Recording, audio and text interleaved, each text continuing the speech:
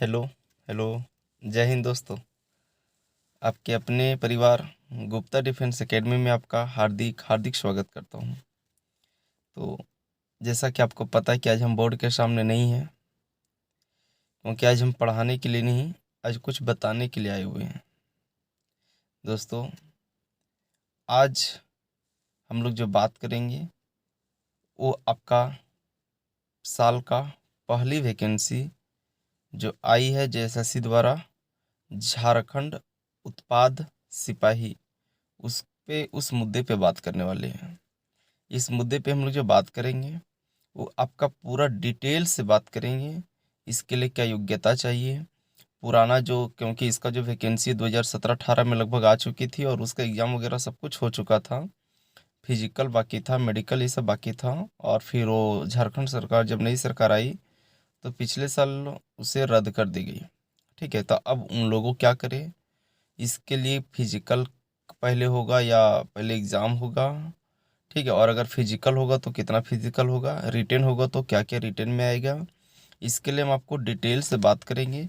Video को अंत तक बने रहिएगा, लास्ट तक वीडियो को देखिएगा, आपको सब कुछ समझ में आ जाएगी।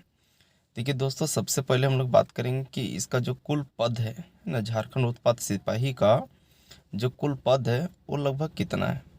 तो अगर हम लोग बात करेंगे, कुल पद जो है 583 पद है लगभग मेल के लिए, और लगभग फीमेल के लिए लगभग 30 पद है, फीमेल के लिए रिजर्व है। ठीक है, तो मिला जुला करके आपका इतना वैकेंसी है। अब इसके लिए जो परीक्षा शुल्क लगेगी, वो अगर आप जनरल कैटेगरी में है या ओबीसी कैटेगरी में है तो आपको 100 रुपीज़ पे करना पड़ेगा। और अगर आप SC ST के लिए हैं तो 50 रुपीज़ को पेड करना होगा। ठीक है, ये आपका था बेसिक जानकारी। अब हम लोग बात करते हैं दोस्तों आगे योग्यता, कि इसके लिए आपको योग्यता क्या होना चाहिए, क्वालिफाइंग क्या होना चाहिए। आपको इसके लिए जो है, इस वैकेंसी के लिए जो आपको है, किसी भी मान्यता बोर्ड से 10th पास होना चाहिए, है ना। यानी झारखंड के किसी भी मान्यता बोर्ड से आपको 10th पास होना चाहिए। अगर आप 10th पास हैं तब इस फॉर्म को आसानी से भर सकते हैं। ठीक है, ये था आपका दोस्तों योग्यता। इसके बाद हम लोग बढ़ते हैं एज में, कि इसका एज जो है, उम्र सीमा क्या है। तो जैसा कि आपको पता है कि उम्र सीमा इसका मिनिमम जो है 18 वर्ष होता है। तो मिनिमम आप 18 वर्ष होना चाहिए, किसी भी कैटेगरी में आप पर है अगर आप हैं तो जो कम से कम उम्र है आपका 18 वर्ष होना चाहिए।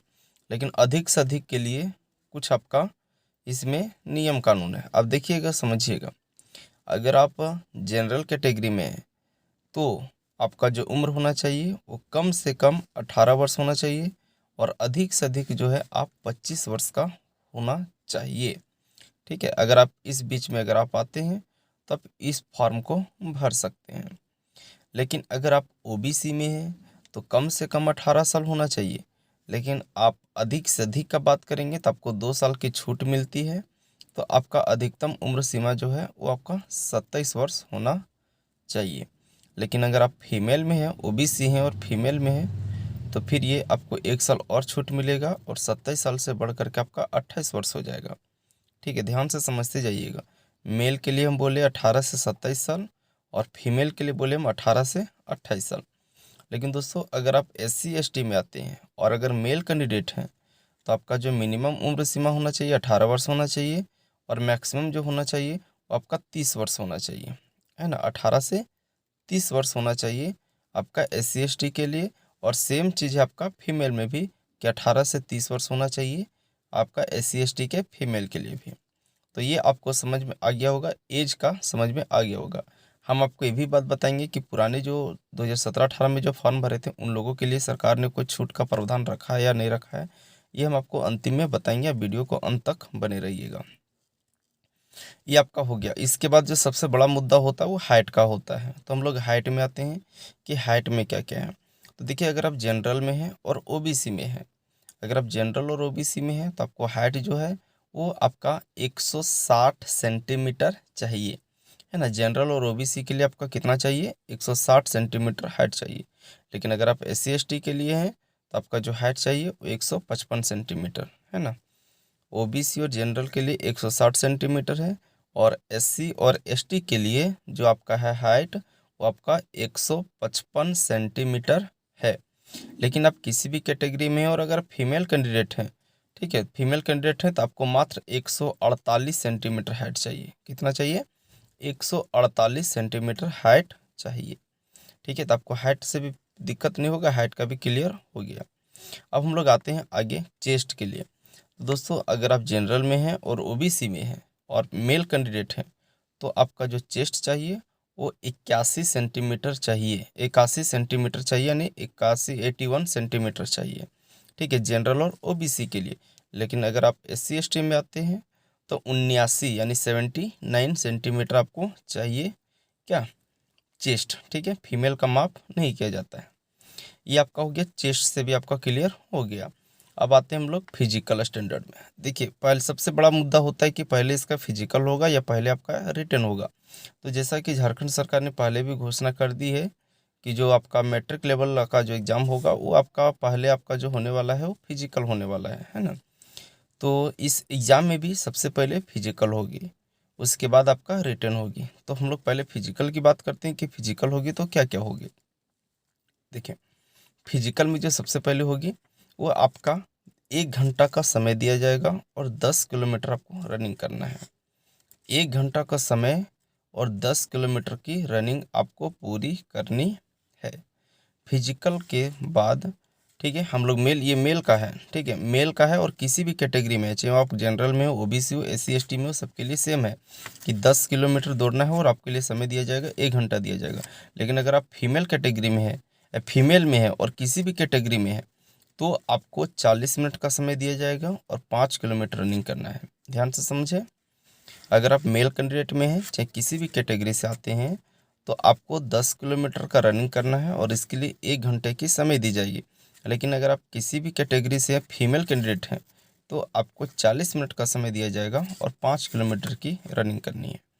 ठीक है, फिर हम लोग आगे बढ़ते हैं दोस्तों। ये आपका हो गया फिजिकल। फिजिकल होने के बाद आपका जो होगा रिटन एग्ज़ाम होगा। अब रिटन एग्ज़ाम में बात करें कि रिटन एग्ज़ाम किस किस कंडीशन से होगा, यानी कैसे कैसे होगा, कौन सा पेपर होगा। ठीक है, देखिए, ये जो रिटन एग्ज़ाम होगा वो 3 पेपर में होगा, पेपर 1, पेपर 2 और पेपर 3।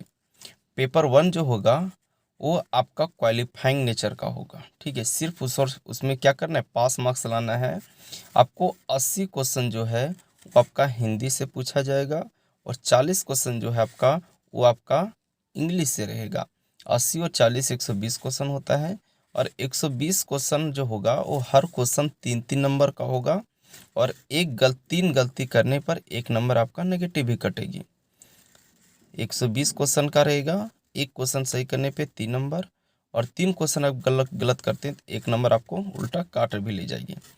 और 120 क्वेश्चन में से आपको मात्र 30% सही करना है। अगर आप 30% सही कर लेते हैं तो आप इस क्वेश्चन मतलब इसमें आप पास कर जाते हैं और तब पेपर 2 और पेपर 3 कॉपी जांच होगी। अब आते हैं पेपर 2 में। पेपर 2 जो होगा वो आपका रीजनल लैंग्वेज होगा।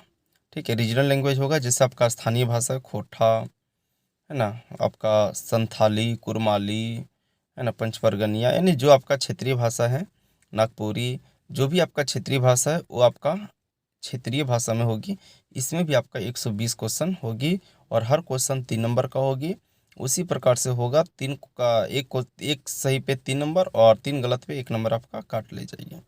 ठीक है, ये आपका क्वालिफाइंग नेचर का नहीं होगा, ये नंबर आपका मेरिट भी बनाएगी। ठीक है, अब आते हैं पेपर 3 में। अब देखिए, पेपर 3 की बात करते हैं। तो पेपर 3 का जो बात है वो आपका होगा, सबसे पहले झारखंड जीके होगा। तो झारखंड जीके जिस क्वेश्चन जो पूछा जाएगा वो 50 क्वेश्चन होगा। 50 क्वेश्चन झारखंड जीके का होगा। जो ऑल ओवर इंडिया जीके है उससे आपका 40 क्वेश्चन होगा। मैथ का 10 क्वेश्चन होगा और साइंस का इसमें 20 क्वेश्चन होगा, है ना। 50, 40, 90 और 10, 100 और 20, 120 क्वेश्चन थर्ड पेपर का भी होगा। और ये भी आपका जो है मेरिट बनाएगा। 50, फिर से सुनिएगा, 50 झारखंड जीके रहेगा, 40 जो है ऑल ओवर इंडिया जीके रहेगा, 10 क्वेश्चन आपका मैथ का रहेगा और 20 क्वेश्चन आपका जनरल साइंस का रहेगा। ठीक है, मिला जुला करके आपका 120 क्वेश्चन होती है। और इसमें भी आपका वही कंडीशन रहेगा कि एक क्वेश्चन सही करेंगे 3 नंबर मिलेगा और 3 गलती पे 1 नंबर इसका भी काट लिया जाएगा। ठीक है, तो ये था दोस्तों रिटन एग्ज़ाम का पूरी स्टैंडर्ड। अब बात करते हैं रिटन के बाद आपका जो होगा मेडिकल होगा। मेडिकल के बाद आपका फिर मेरिट बनती है। मेरिट के बाद आपका अगर मेरिट में आप अगर नाम आ जाती है तो ज्वाइनिंग लेटर होता है, फिर आपका जॉब हो जाएगी। अब हम लोग एक बात करते हैं जो हम लोग पहले इसको बचा करके रखा हुआ था कि जो हमारा टॉपिक रहेगा आपका पुराने स्टूडेंट क्या करें।